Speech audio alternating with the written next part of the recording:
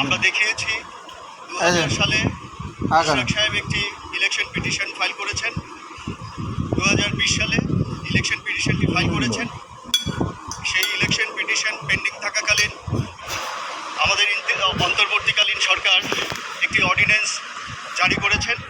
জারি করে সেই অর্ডিন্যান্সের কনসিকুয়েন্সে সকল ইলেক্টেড মেয়রকে রিমুভ করেছেন এবং নতুন করে অ্যাডমিনিস্ট্রেটর নিয়োগ করেছেন। এই সিচুয়েশনে ইশরাক সাহেবের ইলেকশন ট্রাইব্যুনাল কেসটা ইনফ্র্যাকচুয়াস হয়ে গেছে। তারপরেও উনি দুইজন ভুয়া লোক সাজিয়ে পাওয়ার অফ অ্যাটর্নি ব্যতীত দুইজন লোককে এনে ইলেকশন কেসটার পেয়ার সংশোধন করেছেন। সংশোধন করে উনি অবৈধ নির্বাচন, যে নির্বাচনটাকে উনি অবৈধ চাইলেন, সেই অবৈধ নির্বাচনের নির্বাচিত মেয়র হিসেবে নিজেকে ডিক্লারেশন চাইলেন। অথচ আইনে আছে 30 দিনের পরে এরকম কোনো সংশোধন অ্যালাউ করা যায় না। বাট উনি আদালতের সাথে কলুশন করে এই রকম রায় নিয়েছেন, সেটা আমরা মহামান্য আপিল বিভাগকে তুলে ধরেছি। এই পরিস্থিতিতে মহামান্য আপিল বিভাগ জানতে চেয়েছেন যে এই পর্যন্ত ইলেকশন কমিশন কি করেছেন বা আপনারা ইলেকশন কমিশনে গিয়েছেন কিনা।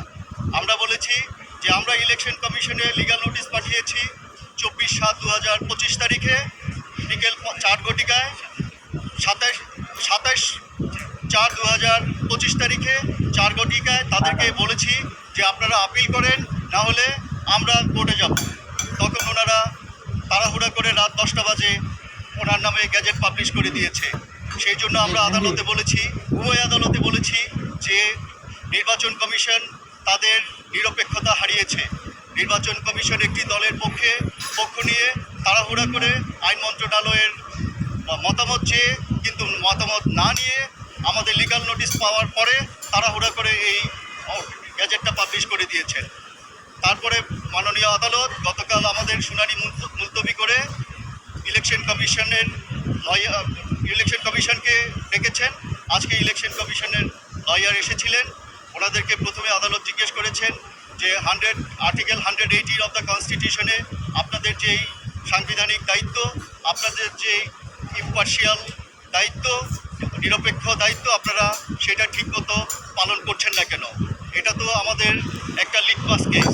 আপনারা সেই লিটমাস কেসে ব্যর্থ হচ্ছেন, তাহলে জাতির কাছে কি মেসেজ যাবে? আগামী নির্বাচন আপনারা কিভাবে করবেন? আপনারা কনস্টিটিউশনাল দায়িত্ব পালন করতে ব্যর্থ হয়েছেন। আদালত আরও বলেছেন যে এত বড় বিল্ডিং করে রেখেছে কি শুধুমাত্র হাওয়া খাওয়ার জন্য নাকি? আপনাদের তো দায়িত্ব আছে, আপনারা জনগণের ইলেকশনের রাইট এনশিওর করবেন। মাননীয় আদালত এরকম অবজারভেশন দিয়ে আজকে মোকদ্দমাটি নিষ্পত্তি করে দিয়েছেন। আমরা আশা করব ইলেকশন কমিশন যথাশীঘ্র এটার বিরুদ্ধে আপিল দায়ের করবে। আর যদি ওনারা আপিল দায়ের করতে ব্যর্থ হয়, তাহলে আমরা আবার আইনগত ব্যবস্থা নিব ইনশাআল্লাহ। ঢালাইয়ের সেরা প্রিমিয়ার সিমেন্ট। হ্যাঁ, ওনাদের তো মেয়াদ শেষ হয়ে গেছে, কোনো গেজেট শপথ পড়ানোর কোনো স্কোপ নাই এখন। আর মেয়াদই শেষ, এখন আর গেজেট পড়াবো? গেজেট দিয়ে কী হবে? না, মামলা চলমান ছিল। সেই মর্মে আপনাদেরকে আমি একটি উদাহরণ দেই। 2000 সালে 99 সালে যে পার্লামেন্ট ইলেকশন হয়েছিল, সেই ইলেকশনে দেলোয়ার হোসেন সাইদি সাহেব ইলেক্টেড হয়েছিলেন। সেই ইলেকশন রেজাল্ট চ্যালেঞ্জ করে সুধাংশু শেখর হালদার বাবু হাইকোর্টে ইলেকশন পিটিশন ফাইল করেছিলেন। সেই ইলেকশন পিটিশনে হালদার বাবু জয়লাভ করার পরে দেলোয়ার হোসেন সাইদি সাহেব মহামান্য আপিল বিভাগে civil petition for leave to appeal দায়ের করেন। সেই লিভ টু আপিল নিষ্পত্তি হওয়ার আগে সংসদের মেয়াদ শেষ হয়ে যায়। তখন উক্ত মামলাটি মহামান্য আপিল বিভাগ ইনফ্র্যাকচুয়াস বলে খারিজ করে দেন। সুতরাং এইটা ব্যাখ্যা করবার কোনো সুযোগ নেই যে মেয়াদ শেষ হয়ে যাওয়ার পরেও মামলা ছিল বলে উনি আবার করবেন, শপথ দিবেন, এটা নয়। উনি আপিল করেছেন না। প্রতিদ্বন্দ্বী প্রার্থীর আপিল করবার বিধান, যেহেতু প্রতিদ্বন্দ্বী প্রার্থীরা কিংবা অন্য কোনো প্রার্থী অথবা নির্বাচন কমিশন যেহেতু কোনো আপিল করেনি, আমরা নির্বাচন কমিশনকে লিগ্যাল নোটিশ দিয়ে বলেছিলাম যে আপনারা দ্রুততার সাথে এটার বিরুদ্ধে আপিল করেন। কারণ হচ্ছে এই জাজমেন্টটা একটা ফ্রডুলেন্ট জাজমেন্ট, তারা in collision with the court এই জাজমেন্ট নিয়েছে। সো আপনারা এটার বিরুদ্ধে আপিল করেন। আমরা তাদেরকে সময় দিয়েছি 3 দিন, ওনারা আপিল করেননি। এই আপিল না করে ওনারা আমার নোটিশ 4টায় পেয়ে রাত 10টায় গেজেট পাবলিশ করে দিয়েছেন। এইভাবে উনি ওনাদের নিরপেক্ষতা হারিয়েছেন। সেইটা আমরা আদালতের কাছে তুলে ধরেছি।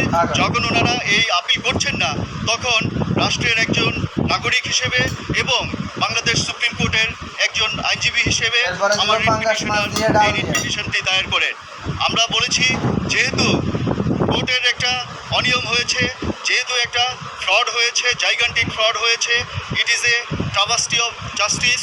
সো এখানে as a member of the bar, as an officer of the court, as a lawyer, every lawyer has right to file writ petition as a form of public interest litigation. আমরা সেই 27 তারিখের গেজেটটাকে challenge করে রিটটা করেছিলাম। রিটটার যখন রিটেও high court division election কমিশনকে বলেছে, ইঙ্গিত করেছে যে যারা পার্টি ছিল তারা আপিল করতে পারবে। তাদের যদি আপিল করতে হয়, যদি বার বাই লিমিটেশন কোনো রকম থাকে, তাহলে ওই বারটা লিমিটেশনটা কন্ডন করে দিয়ে তাদের আপিল গ্রহণ করতে হবে। সেইটা হাইকোর্ট ডিভিশন বলেছে।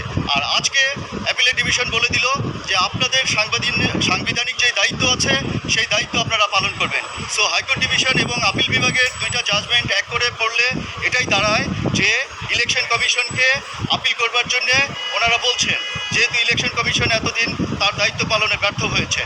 সো যদি তারা গেজেট হওয়ার